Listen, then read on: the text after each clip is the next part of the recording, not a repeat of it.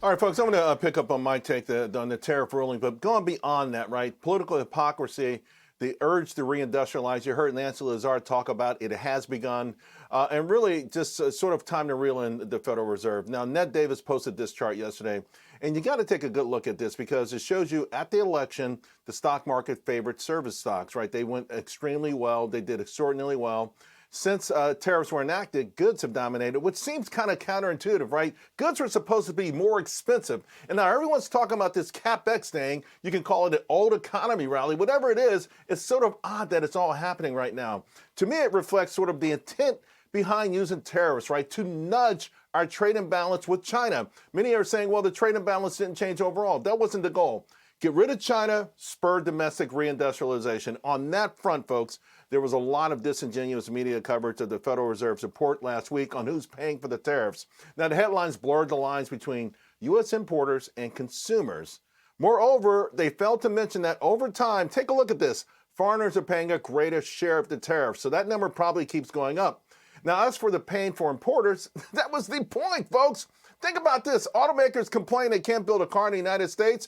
They took a $50 billion hit on EVs. No one ever said they wanted to buy an EV. They did it because they were pushed by the Biden administration and they were paying this. Now, sadly, these same automakers were willing to increase America's dependency on China, right? Because that's how you power these EVs. You give away our oil and gas industry to boot. Now, this brings me to the notion of comparative advantage. I started with this yesterday, ran out of time. Ricardo wrote about it in 1817, and I was saying, listen, slave labor, peasant labor, massive government subsidies, currency manipulation, is that legitimate comparative advantage? Are you nuts? We are not in a free or fair trade era. Never have been, as long as China was involved in this. And here's the thing, capitalism on paper is supposed to create shared prosperity, but ours has been bastardized. Cronyism, deficit spending, the Federal Reserve, soon America is going to be less equal than it's been at any time since the end of slavery.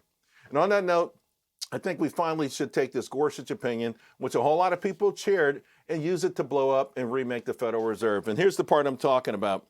Yeah, legislating can be hard and take time, and he talks about the attempts to bypass Congress, but he also says that through the process, a nation can tap the combined wisdom of people electing representatives, that's your Congress members, not just that of one faction or a man. So we're talking a man, a president, a faction, we're talking a Federal Reserve.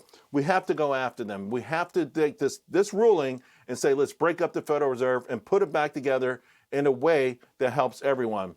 Also, there's a lot of talk about the hypocrisy here. Gorsuch, again, went and he talked about this.